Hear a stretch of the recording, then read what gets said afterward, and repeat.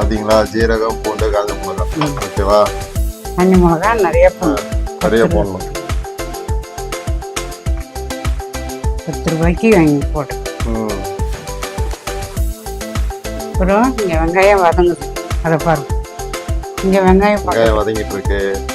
Brownish ஆகிற வரைக்கும் wait பண்ணணும். அது வரைக்கும் இதை ரெடி பண்ணிட்டு இருக்கோம். பூண்டு எல்லாம் தட்டி போட்டு தோல் உரிக்க கூடாது. ஆமா ஆமா, தட்டி போட்டது தோல் உரிக்காம தட்டி கடாயில போட்டு அதையும் சேர்த்து வதக்கும். இப்போ நம்ம அதில் கிள்ளி போட்டது வந்து மிக்சியில நம்ம அரைச்சோமா, அரைக்கணும். திப்பியா கொஞ்சம் லைட்டா குறப்பா இருக்கு. ஓகே. அதோட தக்காளியும் ஒரு 3 தக்காளி பிசா நறுக்கி அதோட அரிஞ்சிக்கணும். ஆமா. இப்போ பார்த்தீங்கன்னா எக்ஸ்ட்ரா ஆட் பண்ணது வெங்காயம். ஒரு வெங்காயத்தை எடுத்து 4 துண்டா. 2 வெங்காயமா? 2 வெங்காயம். சின்ன வெங்காயம் தானே?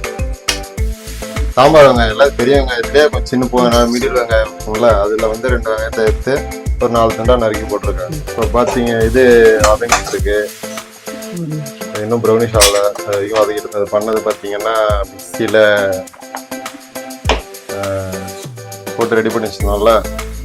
என்னது மாதிரி செய்றீங்க? பேஸ்டா? தொக்கு. தொக்கா? தொக்குன்னா என்னது?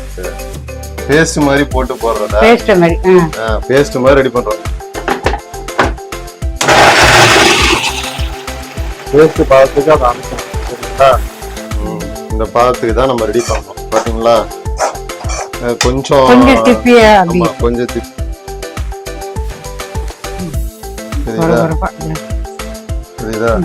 அந்த மாதிரி ப்ரௌனிஷ் ஆயிடுச்சான். ப்ரௌனிஷ் ஆனதுக்கு அப்புறம் புண்ணியமானதுக்கு அப்புறம் லைட்டா எண்ணெய் ஊற்றி இன்னும் லைட்டா எண்ணெய் ஜாஸ்தி ஊத்தினா நல்லா இருக்கும். எண்ணெய் ஆமா, ஏறாகனால கொஞ்சம் தழும்பு இருக்கும்ல, அவ்வளவுதான்.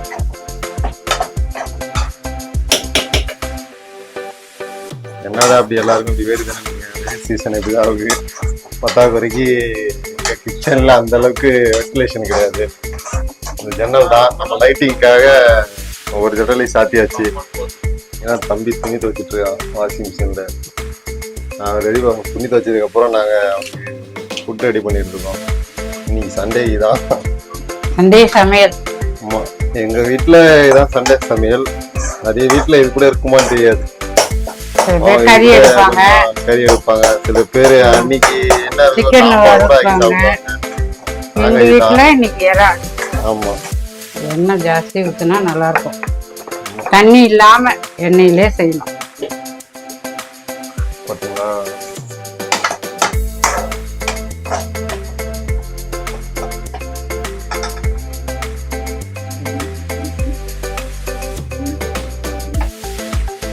எடா பாத்தியா, எடா தோல் உரிக்க அவ்வளவு நேரம். 1 hour இந்த மாதிரி ரெடி பண்ணணும். 1 hour. பெரிய இறாவா இருந்தா ஈஸியா முடியும். பெரிய இறானா ஈஸியா முடியுமா? குட்டி இறானால டைம் எடுக்கும். அதாவது இதுக்கே இறா உரிக்கிறதுக்கு தனி வீடியோவே போட்டானா அவ்வளோ எடுக்கணும். சரிங்களா, ஒரு இறாக்கு எவ்வளோ நேரம் ஆகும்? இத்தனை இறா இருக்குது. எவ்வளோ நேரம் இருக்குது? மசாலா, உப்பு.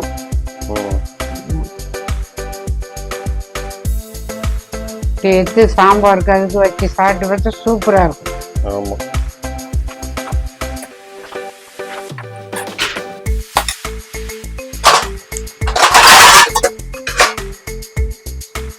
கொஞ்ச நேரம் யாரா வதங்கிட்டோம். கொஞ்ச நேரம் சுண்டு வந்துருச்சா? வதங்கிடுச்சுல, லைட்டா வதங்கிடுச்சா? அந்த அரைச்சு வச்ச பேஸ்ட்டை வந்து போடணும். பார்த்து இந்த மாதிரி போடும்போது தெரியும், கை சுட்டுற கூடாதுன்னு கடாயை பார்த்து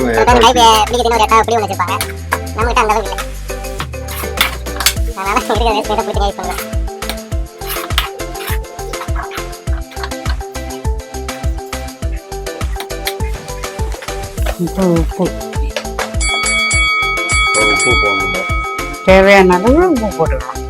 தேவையான அளவு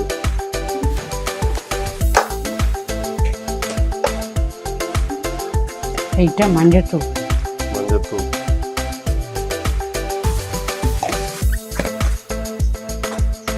அடுத்து வேற எதுவும் போடணுமா? உப்பு மஞ்சத்தூள் போட்டோன்னா இந்த மாதிரி ஆரஞ்சு ரெட் கலர்ல வந்துடும். ஒரு கலர் கரெக்டாக தெரியுதான்னு தெரியல. இதுதான்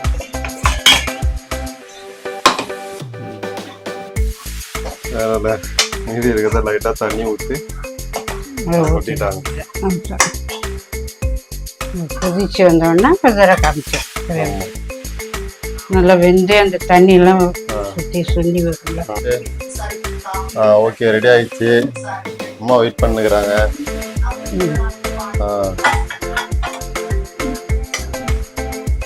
அவ்வளோதான். இந்த மாதிரி வந்துட்டா போதும், கரைக்கி சாப்பிட வேண்டியது. அதுக்கு ஈக்குவலாக சாம்பார் வச்சிடணும். தண்ணியாக இருந்தால் கூட பரவாயில்ல.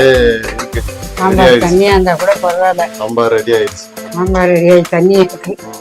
எங்க வீட்டில் இப்படிதான் இருக்கும் சாம்பார். கெட்டியா செய்யற அளவுக்கு இந்த அளவுக்கு அப்படி கிடையாது. தண்ணியா இருந்தா நல்லா இருக்கும்.